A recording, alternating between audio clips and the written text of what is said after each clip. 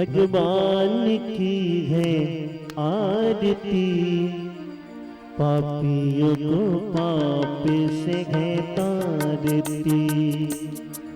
श्री भागवत भगवान की है आरती आरती, पापियों को पाप से है तारती।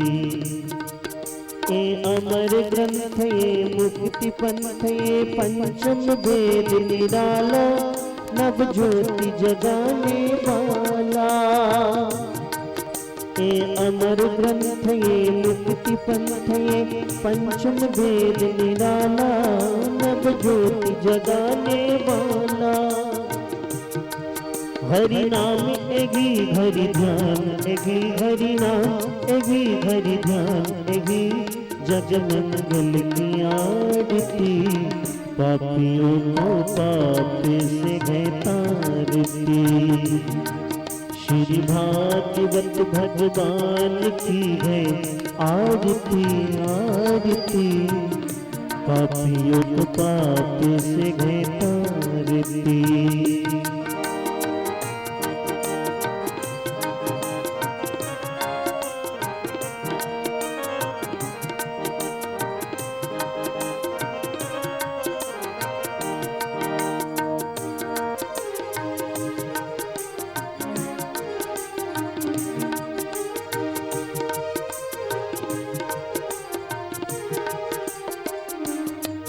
ये शांति गीत पावन पुनीत पापों को मिटाने वाला, हरि दर्श कराने वाला।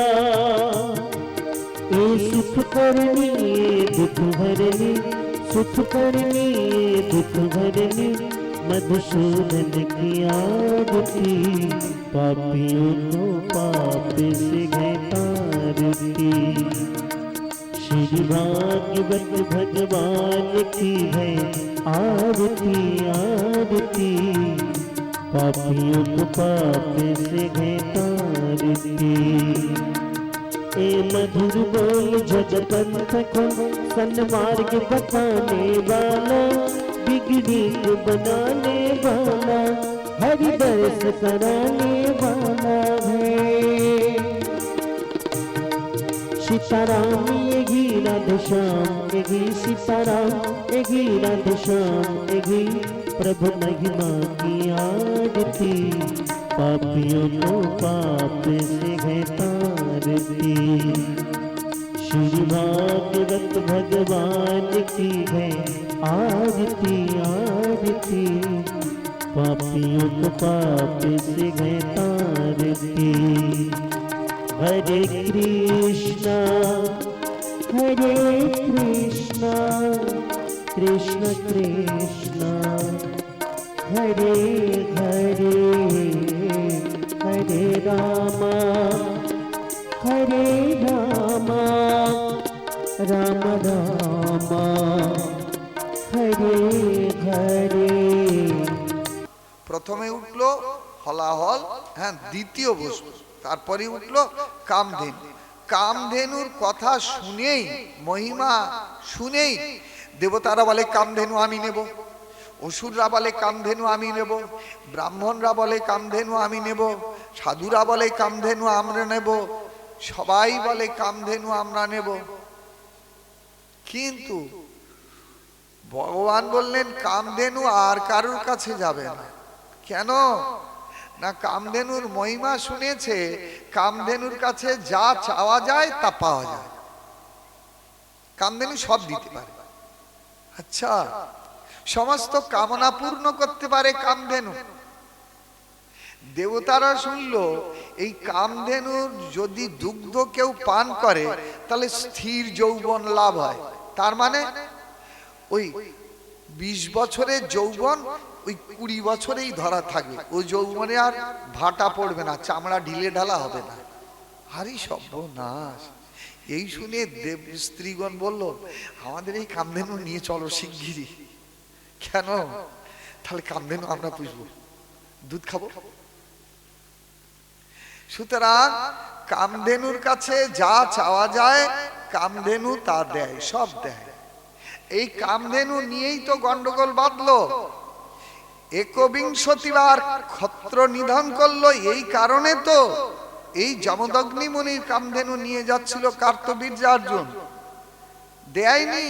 কামধেনু নিজের থেকে যমদগ্নির ইচ্ছায় সৈন্য প্রকাশ করলো, কামধেনুর কাছে যা চাওয়া যাবে তাই পাওয়া যাবে। এই নিয়েই তো পৃথিবী ধ্বংস হলো। সুতরাং এ কামধেনু স্বরূপিণী স্ত্রী প্রার্থনা করছে। আর এই কামধেনুর মহিমা যেই শুনলো, সবাই বলে কামধেনু আমরা নেব। ভগবান বললেন না না, কামধেনু যাবে একমাত্র ব্রাহ্মণের কাছে। বলো রাধে রাধে। বলে কেন? না, ব্রাহ্মণের যে 12টা গুণগত লক্ষণ না, এই 12টা গুণগত লক্ষণের মধ্যে চতুর্থ লক্ষণ হলো সন্তোষ। আমরা গতদিন শুনেছি না ব্রাহ্মণের লক্ষণ? সম দম স্তপ শৌচং সন্তোষং ক্ষান্তির আর্যবম জ্ঞানং দয়াচ্যুতাত্মত্বং সত্যং চ ব্রহ্মলক্ষণম। এই চতুর্থ গুণগত লক্ষণ হলো সন্তোষ। সন্তোষ মানে যথালাভে তুষ্টি। আমি যা পেয়েছি ভগবানের ইচ্ছায় প্রারব্ধ বসে তাতেই আমি তুষ্ট, এর বেশি চাইছি না। এই সন্তোষ গুণটা একমাত্র ব্রাহ্মণের। সেই জন্যে অন্যের কাছে গেলে তো কামধেনুর কাছে চেয়ে চেয়ে ওর ভান্ডার খালি করে দেবে, দেবে না? এটা দাও ওটা দাও, ভোগের বস্তু। কিন্তু ব্রাহ্মণের কাছে গেলে ব্রাহ্মণ নিজের জন্য কিচ্ছু চাইবে না। যদি ব্রাহ্মণ কোনদিন কামধেনুর কাছে চায়, তাহলে জগদীশ্বরের জন্য চাইবে। কেন? জগদীশ্বর এই যে সবচাইতে আপন জন, এই ব্রাহ্মণ জানে। ব্রাহ্মণ যদি চাইবে কামধেনুর কাছে, তাহলে জগতের কল্যাণের জন্য চাইবে, অন্য কারুর জন্য চাইবে না। সেই জন্যে ভগবান জেনে বললেন কামধেনু যাবে এই ব্রাহ্মণের কাছে। ব্রাহ্মণ পাবে। কোন ব্রাহ্মণ? যে ব্রাহ্মণ নিজের জন্য কিচ্ছু চাইবে না কামধেনুর কাছে। কার জন্য চাইবে? জগতের কল্যাণের জন্য চাইবে, জগদীশ্বরের জন্য। তাহলে আজকে মহাযোগী কর্দম কি বলছেন?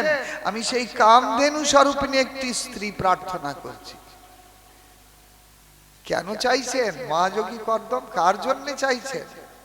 হে বিশ্বপিতা, সংসার ধর্মের মূল উদ্দেশ্য তোমার চরণের কৃপাতে আমি তাই জেনেছি। কি জেনেছি? সংসার ধর্মের মুখ্য উদ্দেশ্য বিশ্ব সংসারের মালিককে প্রসন্ন করা। সংসার ধর্মের মালিক হওয়ার জন্য না, মালির ভূমিকায় মালিকের সুখবিধান করাই হলো সংসার জীবনের শ্রেষ্ঠ কর্তব্য। এই যারা জানবেন তারা স্ত্রী গ্রহণ করবেন কামধেনু স্বরূপিণী। এই জন্য মায়েদের কামধেনু বলা হয়েছে। বলো রাধে রাধে।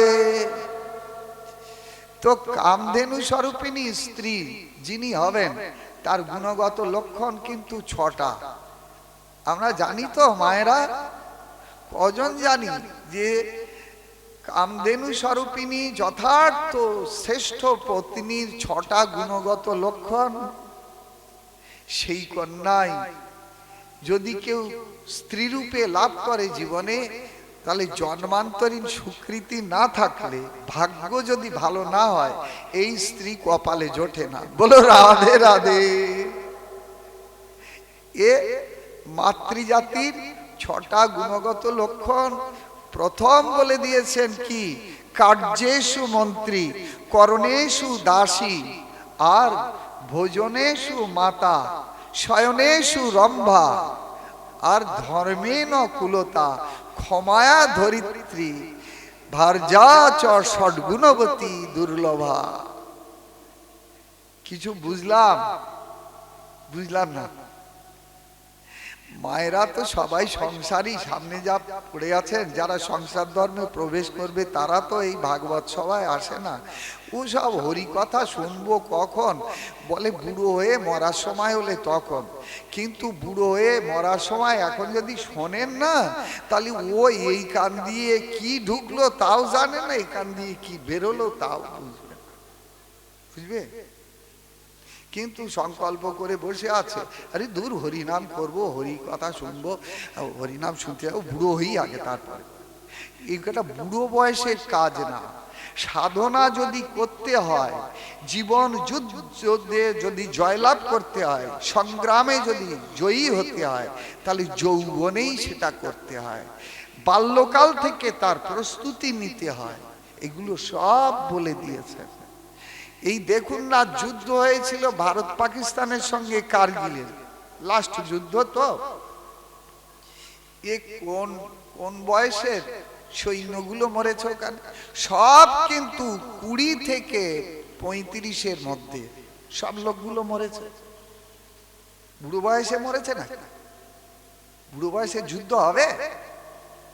তা জীবন সাধনায়, জীবন যুদ্ধে যদি জয়লাভ করতে চাও, তাহলে মন আর বুদ্ধিটা আমাতে অর্পণ করে দিয়ে তুমি লেগে যাও, জয় তোমার সুনিশ্চিত। সেই জন্যে এ যৌবনে যুদ্ধ যদি করতে হয়, যৌবনেই করতে হয়। বৃদ্ধ বয়সের জন্য ফেলে রাখলে মহা বোকামি হয়ে যাবে। এ মহাযোগী কর্দম তাহলে কিসের জন্য স্ত্রী প্রার্থনা করলেন? কামধেনু স্বরূপিণী। কার জন্যে? না, হে বিশ্বপিতা, তোমার সুখবিধান কল্পে আমি সংসার জীবনে প্রবেশ করব, তার জন্যে আমি যেমন ভাবে তোমার সুখবিধান করতে চাই, আমার সেই স্বভাব সংস্কার এবং কুলশীল সম্পন্ন একটা অনুকূল কামধেনু স্বরূপিণী স্ত্রী চাই।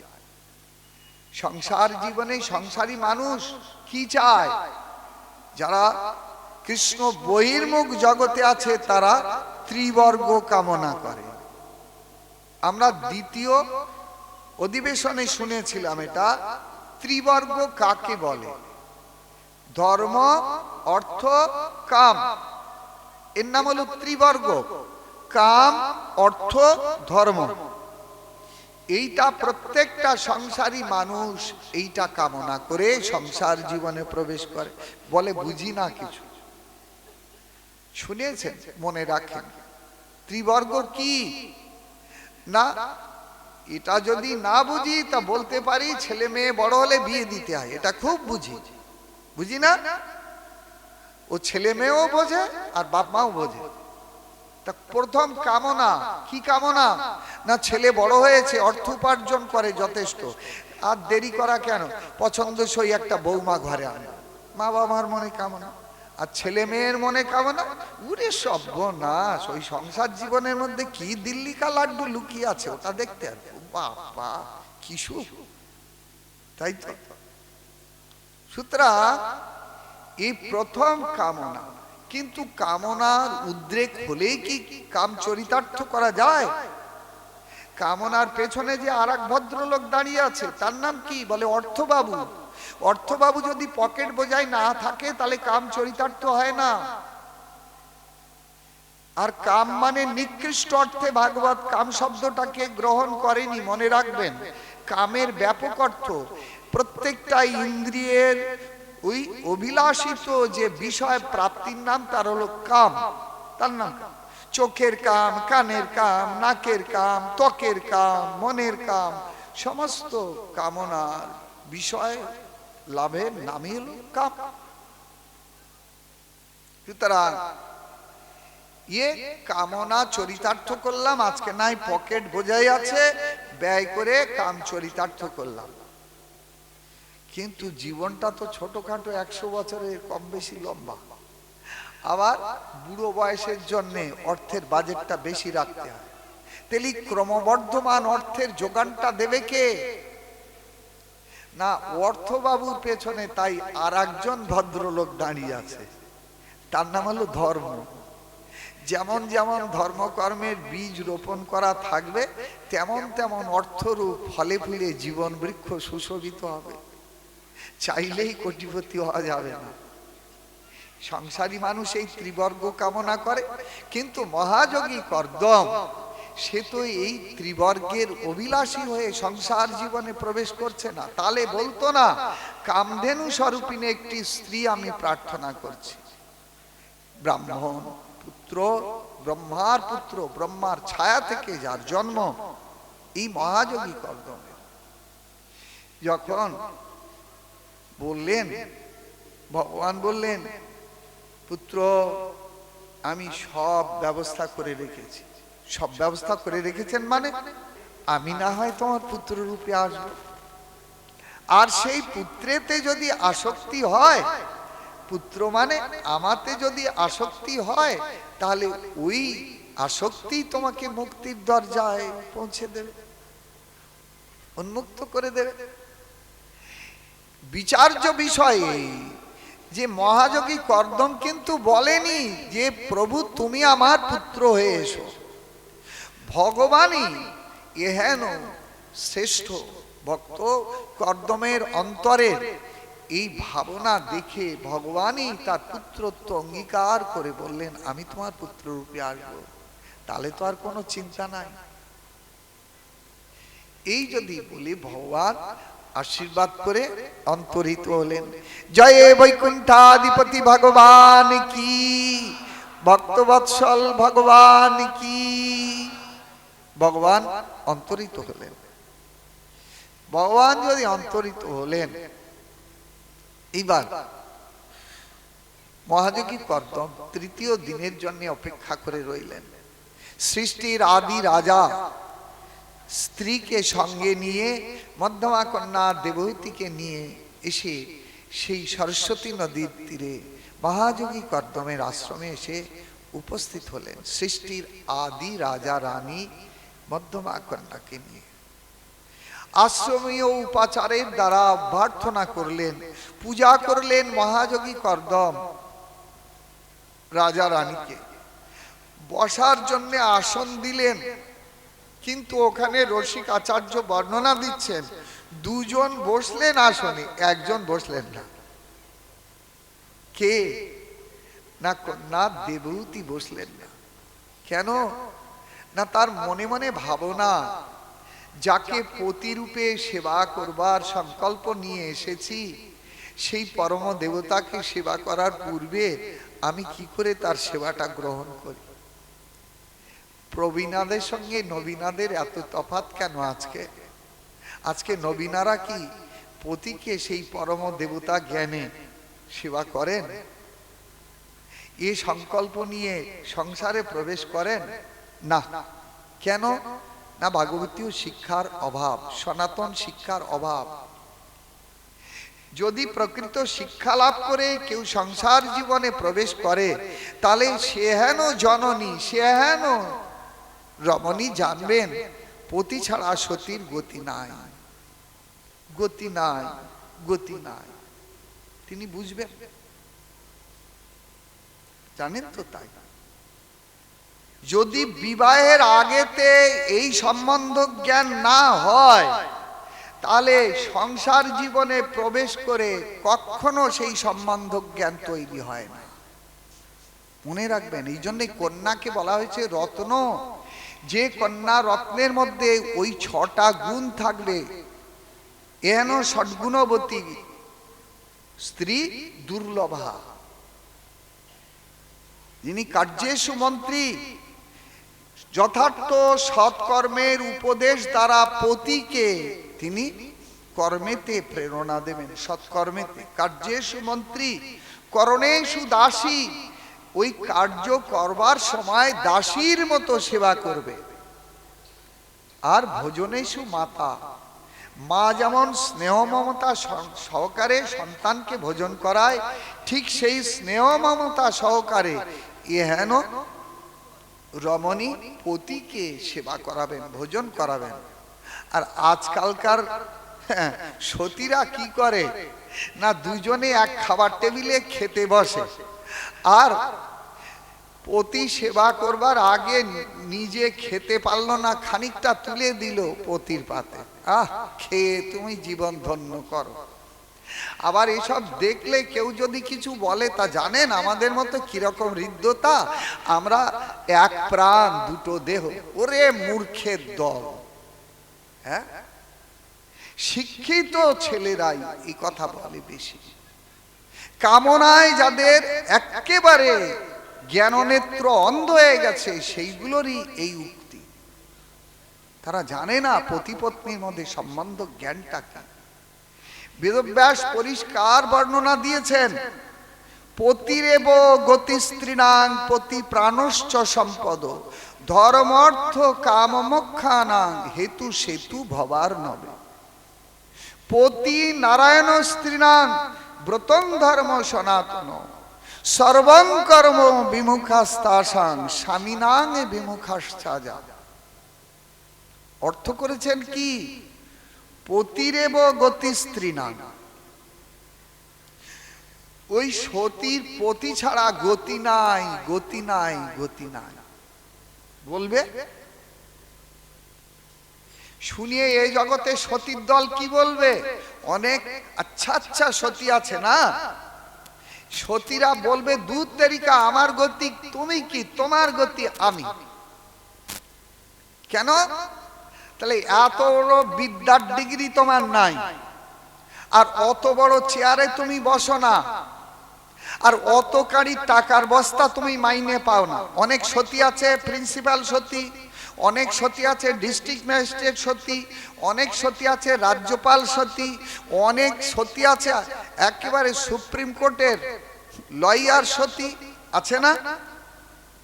হাইকোর্টের জাস্টিস সতী, সব সতী আছে। সেসব সতী তো এই কথা উল্টে বলতে পারে, দূর আমার গতি তুমি কি, তোমার গতি আমি, আমার চরণ ভজ।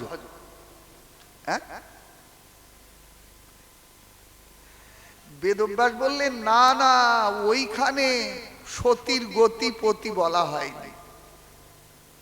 কিসের জন্য বলা হয়েছে?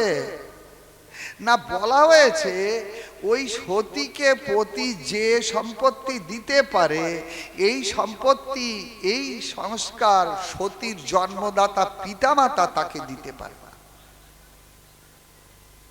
যদি ব্রাহ্মণের ঘরে কন্যা জন্মগ্রহণ করে, তথাপি শাস্ত্র সেখানে বলেছে জন্মনা জায়তে শূদ্রা। তার মানে ব্রাহ্মণের ঘরে জন্মগ্রহণ করলেও কন্যা জন্ম থেকে ও শূদ্রানী। কারণ ব্রাহ্মণ গৃহে পুত্রের সংস্কার হয় দশবিধ সংস্কার উপনয়নাদির মধ্যে দিয়ে, কিন্তু কন্যার সংস্কার পিতামাতা দিতে পারে না। বলো রাধে রাধে। সতী মায়েরা ভালো করে শুনবেন, কিন্তু ঠকে যাবে। সেজন্যে পিতামাতা সতীকে ওই সংস্কার দিতে পারে না। ওই সংস্কারটা দেয় কখন? না, দেয় পতি। পতি ছাড়া সতীকে ওই সংস্কার অন্য কেউ দিতে পারে না। এই জন্যে বলে না ওই বাউল কীর্তনে যে ব্রাহ্মণ চিনি পইতে দেখে, তো ব্রাহ্মণী চিনি কি দেখে? ব্রাহ্মণীর গলায় কি পইতে আছে নাকি? তাহলে ব্রাহ্মণীকে চেনাবে কে? যে ব্রাহ্মণী। যদি ব্রাহ্মণ উপযুক্ত সংস্কারের মধ্যে দিয়ে তাকে সহধর্মিনীর ভূমিকায় গ্রহণ করে যোগ্য কর্মেতে তাকে পাশে রেখে অধিকার দেয়, তখন জগতের মানুষ বলবে না, এই ব্রাহ্মণের এটি হলো ব্রাহ্মণী। এই জন্যে সেই সতীকে যে সম্পত্তি দেয় পতি, এইটা পতি সতীর জন্মদাতা পিতামাতাও দিতে পারে না। বলো রাধে রাধে। সুতরাং কখন দেয় এই সংস্কার? যদি প্রশ্ন করে, সেই সংস্কার দেয় বিবাহ কালেতে, বিবাহ বাসরে। কিভাবে? আমরা তো আজকাল এগুলো তো লোকাচার কিংবা কি বলে কুসংস্কার বলে শিক্ষিত সমাজ তো বাদ দিয়েছে না? শিক্ষিত সমাজ এগুলো কুসংস্কার বলে আউট করে দিয়েছে। এই জন্য আজকে দেখুন সতী নারীর যে দেহের যে চিহ্ন, যে মাঙ্গলিক যে চিহ্নগুলো, এই চিহ্নগুলো আজকাল হিন্দু সনাতন রমণী দেহেতে আর দেখা যাচ্ছে না। কপালে সিঁদুরও নেই, হাতে শাখাও নাই, তার বিবাহের কোনো চিহ্নই নাই। একটা বাচ্চার হাত ধরে নিয়ে যাচ্ছে বটে, কিন্তু টাইট ফিট প্যান্ট আর গেঞ্জি গায়ে দেয়া, কি করে বুঝবেন যে এটা ওর ছেলে? ঘা দিয়ে দেখুন, বিশ্ববিদ্যালয়ের ডিগ্রি আছে, দেখলে কিছুতে বুঝতে পারবেন না এটা সধবা, বিধবা না অধবা, কিচ্ছু চেনা যাবে, কোনো কিচ্ছু বুঝতে পারবেন। হ্যাঁ, মায়েরা আসবেন না, যারা এখনো এই শাঁখা সিঁদুর রেখেছেন, এটা নেহাত অন্ধ সংস্কারে। ওই রকম বৌমা যদি ঘরে একটা ঢোকে না, তাহলে আপনারও শাঁখা সিঁদুর আউট করে দেবে। বলো রাধে রাধে। তাই তো, সেজন্যে কিসের জন্যে কখন দেয় পতি সতীকে এই সংস্কার? বলে বিবাহকালে প্রথম শুভ দৃষ্টি, মনে রাখবেন। দ্বিতীয় হস্তবন্ধন, অগ্নি সাক্ষী রেখে বেদ মন্ত্র উচ্চারণ, 7 পাক, এগুলো আজকে হাস্য পরিহাসে পৌঁছে গেছে। কিন্তু যে পাশ্চাত্য ম্লেচ্ছ দেশবাসী যারা এই ভোগের রাজ্যে, স্বর্গরাজ্যে বাস করেছিল, আজকে তারা ভারতবর্ষে এসে, এই মায়াপুরে বৃন্দাবনে এসে এই সনাতন সংস্কারকে পবিত্র বলে জীবনে যারা গ্রহণ করছে, তারা তাদের সেই ম্লেচ্ছ বেশভূষা থুৎকার করে ফেলে দিয়েছে, যা আজকে বাঙালির ঘরের রমণীরা খুব চেটে চেটে সেগুলো গ্রহণ করছে। বাবা বাবা, আজকে তাদেরকে দেখলে একদিন যাদের জীবনের নিত্য সঙ্গী ছিল এই ম্লেচ্ছ বেশভূষা, যাদের নিত্য আহার্য ছিল সুরা নারী, তারা আজকে সব এইগুলো পরিত্যাগ করে সুন্দর বাঙালি বধূর সাজেতে সুসজ্জিতা হয়ে, মাথায় ঘোমটা দিয়ে, লাল কাপড় পাড়ের শাড়ি পরে সন্ধেবেলায় তুলসী তলায় যখন প্রদীপ নিয়ে যায়, তখন তাদেরকে দেখলে শ্রদ্ধায় মাথাটা নিচু হয়ে যায়। রে দুর্ভাগা বাঙালি, আর তোমরা কি করছো? সেই সন্ধ্যা অর্চনা, ইষ্টের আরাধনা বাদ দিয়ে মধুমক্ষিকার মতো সেজে কোন অজানা সুখের নেশায় সন্ধেবেলা ছুটেছো সিনেমা হলে, নয়তো থিয়েটার হলে। বাবা, এই কি অন্ধকারের রাজ্যে তোমরা ছুটে চলেছো? একবারও কি আত্মসমীক্ষা করে দেখছো না যে বাঙালির পবিত্র সনাতন সংসার গৃহকে আশ্রয় করে গোলকের হরি নারায়ণ এই নবদ্বীপ ধামেতে অবতীর্ণ হয়ে জগৎকে শান্তির বাণী, শ্রেষ্ঠ সনাতন ধর্মের এই আদর্শ শিক্ষা দিয়েছে? আজকে সেই বাঙালির পবিত্র জীবন আদর্শকে তোমরা কিভাবে কুসংস্কারের, অনাচারের, ভ্রষ্টাচারের ধুলায় লুটিয়ে দিচ্ছ? এখনো কি আত্মসমীক্ষা এতটুকু জাগ্রত হচ্ছে? সেজন্য মহাযোগী কর্দমের সেবা গ্রহণ করবেন কি করে? যাকে সেবা করবার ভাবনায় নিয়ে এসেছেন রাজকন্যা দেবতী, কেন না এই আমার পরম দেবতা, কে?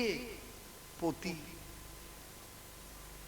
কেন পরম দেবতা পতি যে সংস্কার আমাকে দেবে, এই সংস্কার আমাকে আর কেউ দিতে পারবে না। তার আশীর্বাদ আমার জীবন সাধনার মূল বস্তু। এই সংস্কারগুলো আমরা তো কিচ্ছু বুঝি না। বিবাহ ক্ষেত্রে বুঝি শুভ দৃষ্টি কেন নাম হয়েছে? প্রথম সংস্কার তো শুভ দৃষ্টি। বিয়ে করেছেন আপনারা, লাল কাপড় সাধুরা তো আর ছাল্লা তলায় যায়নি, তা বিয়ে করেছেন আপনারা, আপনারাও এটা খুব ভালো করে বলতে পারেন। শুভ দৃষ্টি কাকে বলে? শুভ দৃষ্টি বলে বুঝি না, তবে ওর মধ্যে যদি এতটুকু অশুভ থাকে, তাহলে শুভ দৃষ্টির যে সংস্কার সেটা কিন্তু লাভ হবে না। বলো রাধে রাধে। সেজন্য শুভ দৃষ্টির মধ্যে দিয়ে কি করে প্রথম সংস্কার। আপনারা বৈষ্ণব ধর্মের আশ্রয়ে যারা এসেছেন তারা একটা কীর্তন করেন না? কি কীর্তন না? গঙ্গার পরশে হইলে পশ্চাতে পাবন, দর্শনে পবিত্র করো এই তোমার গুণ। তা যে সংস্কার নিয়ে গুরুগৃহে যথার্থ ব্রহ্মজ্ঞান নিয়ে যিনি সংসার জীবনে প্রবেশ করতে যাচ্ছেন, তার মধ্যে যদি সেই পবিত্র সংস্কার না থাকে, সেই শুভ দৃষ্টির দ্বারা ওই শূদ্রাণীকে সে সংস্কার করে নিজের স্বধর্মে নিতে গ্রহণ করতে পারবে না। যদি ভীমরুলের কামড় সহ্য করবার ক্ষমতা না থাকে, তো কালকে উঠে ছবল খেতে যাচ্ছ কেন? বুঝতে পারছেন? ওকে শোধন করে যদি নিতে পারো, সেই শক্তি যদি থাকে, সাধন সংস্কার প্রথম দর্শনে পবিত্র করো এই তোমার। এই জন্য ওর মধ্যে এতটুকু অশুভ কামনার দৃষ্টি থাকবে না, শুভ দৃষ্টি যার নাম হয়েছে। দ্বিতীয় যেতটুকু সংস্কারে অভাব থাকলো, হস্তবন্ধন। অগ্নি সাক্ষী করে বেদ মন্ত্র উচ্চারণ প্রতিশ্রুতি দিয়েছেন, সেখানে একে অপরকে এই সতীকে আমি জীবন সাধনায় যথার্থ বিশ্বপতির চরণ সেবায় যোগযুক্ত করব। সতী প্রতিশ্রুতি দিয়েছেন, তবে তো যদিদং হৃদয়ং তব তদিদং হৃদয় মম। এই মন্ত্রগুলোর অর্থ কি কোনদিন বুঝেছেন? ব্রাহ্মণ যা করতে বলেছে তাই তো করেছি, তে কি সম্বন্ধ হলো এই ছেলেটার সঙ্গে আমার? আর ওকে এই শাঁখা সিঁদুর দিয়ে একটু নাম মাত্র সাজালাম, এ আমার বউ হয়ে গেল। কি সম্পর্ক হলো দুজনের মধ্যে? হলো কিছু জ্ঞান। কেন স্ত্রীর দাসত্ব করবে আর স্ত্রী কেন ওর দাসী বৃত্তি করবে? কি সম্পর্ক হয়েছে? সতী তো দুদিন পরে একটুখানি ভোগে টান পড়লেই ফস করে উঠে বলবে, আমার বাবা তোমার হাতে দিয়ে আমার জীবনটা নষ্ট করে দিয়েছে। দেহ সম্বন্ধ যতক্ষণ ততক্ষণ কলিকালে একে অপরের আনুগত্যে ভালোবাসার মধ্যে থাকবে, তারপরে ভাগে যেই কম পড়ে যাবে সঙ্গে সঙ্গে। আর যদি জোর কদমে বাঁধে, তাহলে ডিভোর্স ফর্মে সই করো, চলো।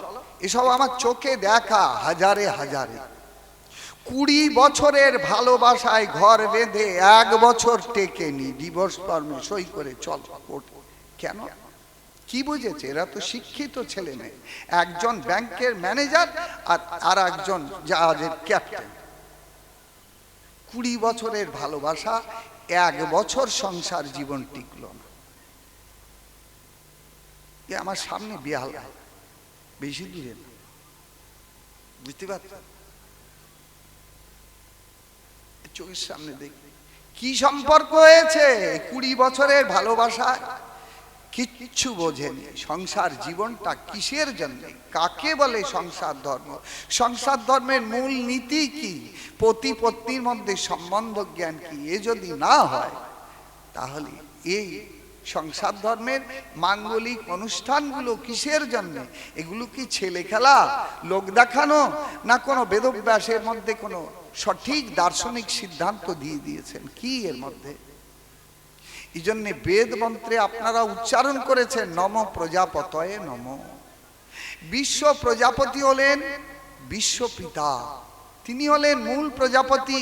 সেই মূল প্রজাপতি থেকে ব্রহ্মা প্রজাপতি, ব্রহ্মা প্রজাপতি থেকে মনু এবং শতরূপা প্রজাপতি, আর সেই প্রজাপতি ক্রমে আমার পিতা আমাকে প্রজারূপে সৃষ্টি করেছেন প্রজাপতি ব্রত সংসার ধর্ম অবলম্বন করে। আর বেদ মন্ত্র উচ্চারণ করে অগ্নি সাক্ষী করে প্রতিশ্রুতি দিয়ে প্রজাপতি ব্রত অর্থাৎ সংসার ধর্মেতে প্রবেশ করা প্রতিশ্রুতি, যে আমি এই সন্তান সৃষ্টি করব। এই সতীকে যথার্থ জগৎপতি চরণ সেবার সঙ্গে যোগযুক্ত করে দেব, আর বিশ্বপিতা তোমার চরণ কমলের সুখবিধান করবার জন্যে আমি সৎ প্রজা সৃষ্টি করব। প্রজা অর্থাৎ সন্তান। কিন্তু এই মন্ত্র পড়ে প্রজা সৃষ্টি করে, কিন্তু কিন্তু যে সন্তানগুলো সৃষ্টি করে এটাও তো একটাও সন্তান না। সেই সন্তান পিতা মায়া তার চরণেও একটা প্রণাম করেন, করে জন্মদাতা পিতা মাতার চরণে সকালবেলা উঠে একটা প্রণাম করে করে আর বিশ্বপিতার চরণে তো প্রণাম করা দূরের কথা। তাহলে এই যে সন্তান সৃষ্টি করবার প্রতিশ্রুতি দিয়েছিলেন, এখন কি হলো? এই সন্তান হলো না এটা শয়তান হলো? কোনটা? বলো রাধে রাধে। বুঝতে পারছি তো? সেজন্য এই অনুষ্ঠানগুলোর মধ্যে, বিবাহ কালেতে এই অনুষ্ঠানগুলোর মধ্যে সহধর্মিণীকে সংস্কার দিয়ে নেয়া। আর এইখানে বেদব্যাস বলেছেন পতি নারায়ণ স্ত্রী নাম। এই সংস্কার যদি ঠিক হলো তাহলে সতীর কাছে পতি কিন্তু সাক্ষাৎ নারায়ণ। আর সর্বং কর্ম বিমুখাস্তাসাং স্বামীনাং বিমুখাশ্চ যা। যদি এই রকম পতির বিরুদ্ধাচরণ করে এ হেন সতী রমণী, তাহলে তার জীবনের সমস্ত কর্ম বৃথা হয়ে যাবে। সতীর কাছে পতি নারায়ণ শুনে তো এ জগতের পতিরা নড়ে চড়ে বসবে। কেন? সর্বনাশ, নারায়ণ কই নারায়ণের মতো যত্ন করে না তো। হ্যাঁ, উল্টে যাচ্ছে তাই বলে, যে যাচ্ছে তাই ব্যবহার করে। দাঁড়াও আজকে বাড়ি যাই, দেখাবো না মজা। হ্যাঁ, কোথায় আমি নারায়ণ আর এরকম করে আমাকে তুচ্ছ তাচ্ছিল্য। দাঁড়াও বোঝাচ্ছে। রসিক আচার্য বললেন নারায়ণ আপনি কখন যদি বিশ্বপতি নারায়ণের চরণের সঙ্গে সতীকে সম্বন্ধিত করে দিতে পারেন, তখন আপনি সতীর কাছে যথার্থ নারায়ণ। তা নাহলে মাটির ঢেলাও দাম নাই। বলো রাধে রাধে। মাটির ঢেলাও দাম নাই। কেন না? এ হেন সতী পতিকে সেবা করবে, তার একটাই মাত্র উদ্দেশ্য, আমার পতি ভগবানের শ্রেষ্ঠ দাস। এই কৃষ্ণ ভক্ত পতির সেবা করাই এ মাতৃজীবনে, নারী জীবনে শ্রেষ্ঠ ভাগ্য, সর্বশ্রেষ্ঠ ভাগ্য। যদি কৃষ্ণ ভক্ত পতির সেবা সৌভাগ্য লাভ করে কোন সতী, তা নাহলে একটা শিক্ষিতা কন্যা একটা পুরুষের দাসী বৃত্তি করতে যাবে কেন? কিসের জন্য যাবে? বাবা মা কি তাকে কম লেখাপড়া শিখিয়েছে? না কম দান ধন করেছে? সে দাসী বৃত্তি করতে যাবে কেন? না, যদি আত্মসম্বন্ধেতে তাদের সংসার জীবনে পরিচয় হয় আমার পতি শ্রেষ্ঠ কৃষ্ণ ভক্ত, এই রকম কৃষ্ণ ভক্ত পতি সেবার মধ্যে দিয়ে আমি জগৎপতি গোবিন্দের চরণে পৌঁছাবো। জগতের পতির মধ্যে জগৎপতিকে দর্শন করে যে সতী পতি সেবা করবেন তার কি সম্পত্তি লাভ হবে? মহামুনি বেদব্যাস পরিষ্কার লিখে দিয়েছেন, যা পতিং হরিভাবেন ভজেত শ্রীব তৎপরা হরজাত্মনা হরের লোকে পত্যা শ্রীব মদতে।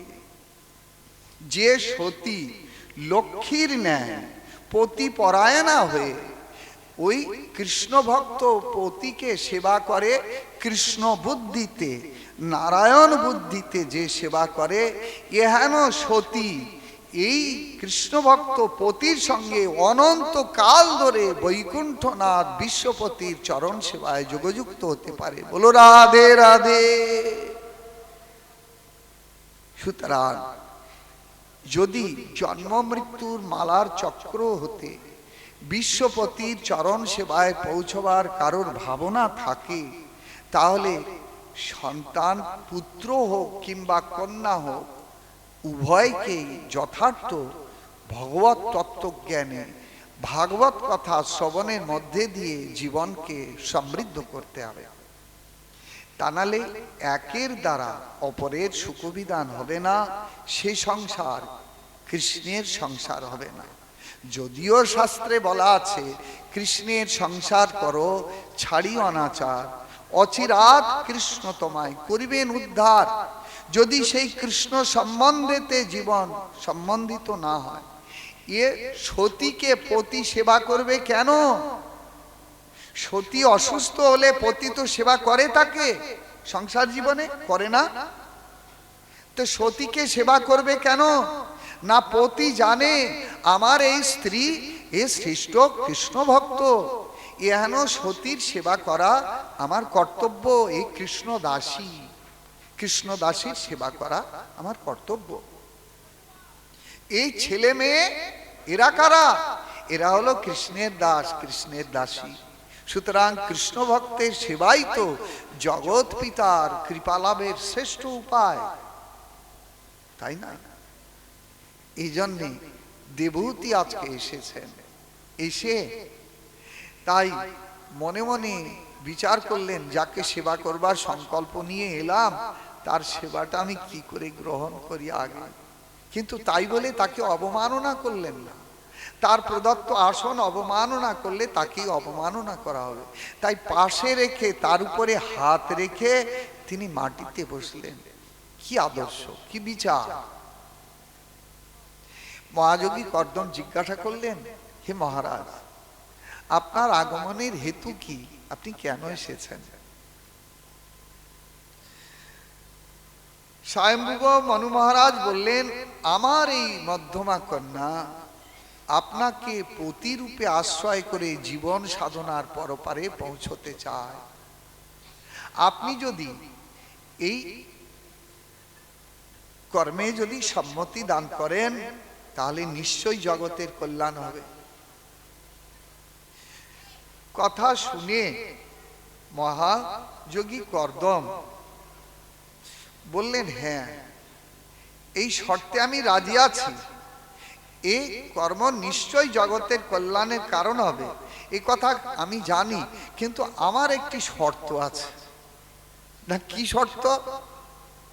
না, শর্ত হলো এই যে আপনার এই কন্যার সঙ্গে ততদিন আমি সংসার জীবনে সম্বন্ধিত থাকব যতদিন আপনার এই কন্যার গর্ভেতে সন্তান জন্মগ্রহণ না করে, ততদিন এর সঙ্গে আমি সংসার জীবনে থাকব। কিন্তু সন্তান জন্মগ্রহণ করলেই আমি কিন্তু বনে চলে যাব, আমি চিরকাল সংসার ধর্মের প্রয়াসী না। সে কি? সন্তান জন্মগ্রহণ করলে আপনি বনে চলে যাবেন, সন্তান লালন পালন করবেন না, মানুষ করবেন না, তাহলে না, আমি পারবো না। ওদের লেখাপড়া শেখাবেন না, তাহলে না, আমি পারবো না। হায় রে, ওদের বিয়ে শাদী দিয়ে যাবেন না, না, ও আমি পারবো না। সন্তান জন্মগ্রহণ করলেই আমি বনে চলে যাব। এরকম শর্ত যদি কোনো পাত্র আরোপ করে, এই পাত্রেতে আপনারা কন্যাদান করবেন? কি বলবেন? বলে, বাবা, ওরে বেটা ভাগ, বেটা ভাগ, তোর মতো জামাইয়ের চরণে দণ্ডবত 7 বার ভাগ বেটা।